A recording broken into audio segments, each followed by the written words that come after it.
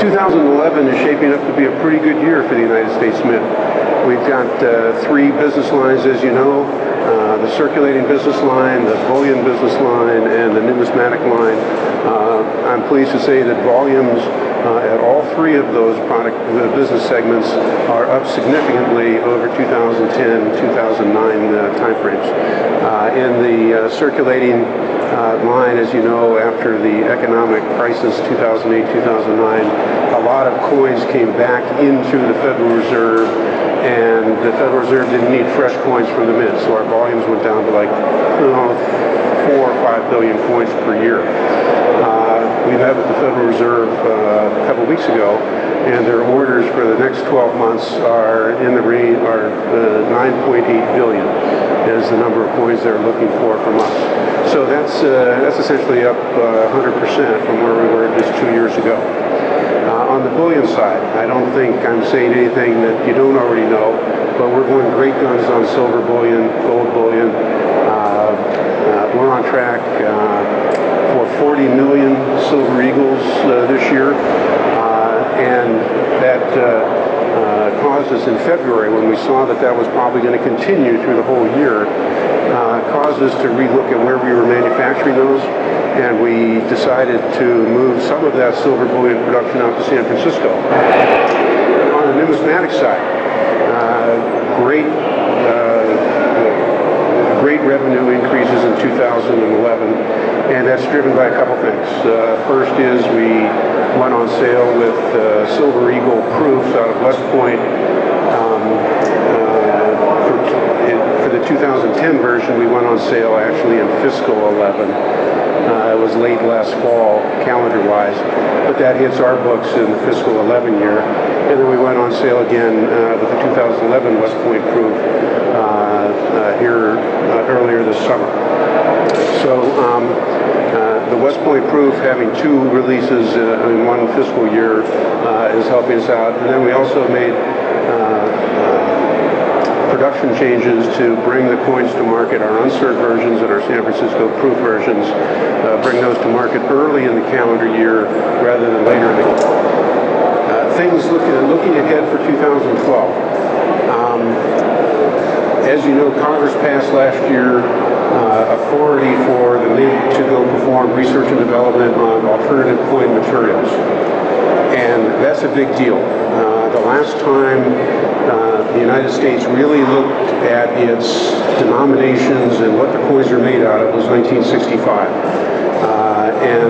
And so that drove a lot of changes back in 1968, 1970. We actually built the new Philadelphia Mint in response to what that study said. And so the time before that was in 1933. And so every couple of generations, the nation needs to go look at what our coins are made out of and do we have the right denominations. And that's what Congress authorized us to do last year. And so we're in the midst of that right now. And we have to go back to Congress by the end of 2013 with recommendations. And so that's one of the major things that we're working on at the Mint this year. Second is our order management system for the when you go online. Our website's not where we want it to be. It's not e-business friendly, and so we're investing to make that better for the numismatic customers. Is an announcement of a new product that we're bringing to market this fall, and it's a silver product, and it's to recognize the 25th anniversary of the American Silver Eagle program. And it is a 5-point set, and Debbie's got the box here for us.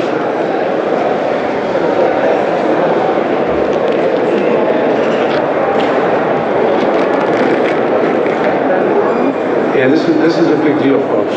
So, at least I think it is.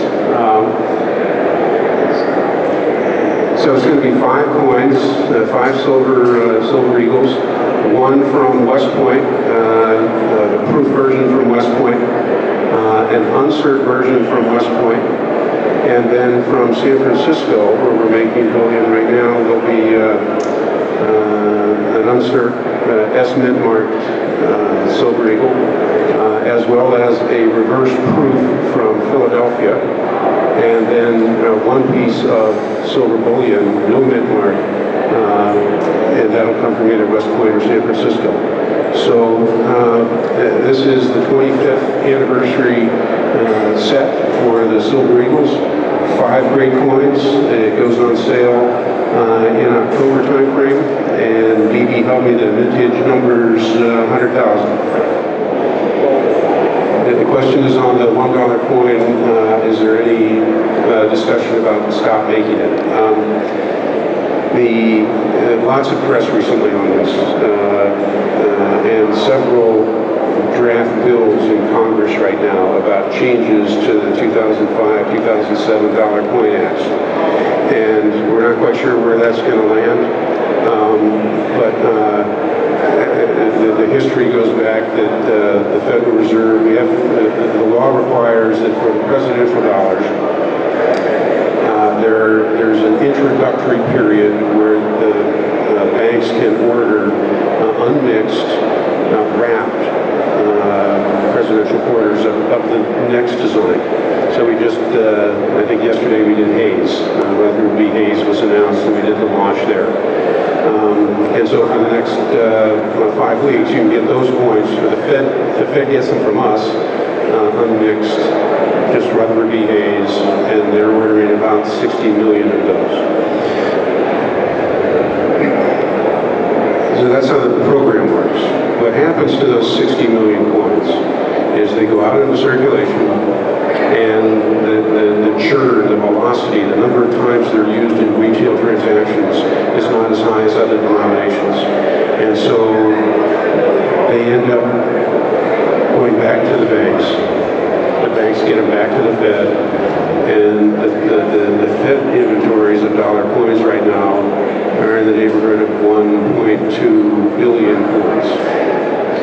And so there were some press pieces on National Public Radio, ABC, NBC, and they say, why are we making these coins? And the real issue is it's pretty clear that when the dollar note is in circulation at the same time as the dollar coin, the American public chooses the dollar note. And it really is an issue of choice. And so that's the discussion that's going on right now. Some of these bills are saying stop post-circulation of the note in the bill, or the note in the coin, and some of them say stop circulation of the note. Some of them say stop circulation of the coin. And we don't know where this is going to end up. There are, I think, like 6 different bills of various different flavors right now that are being discussed. Too soon to call.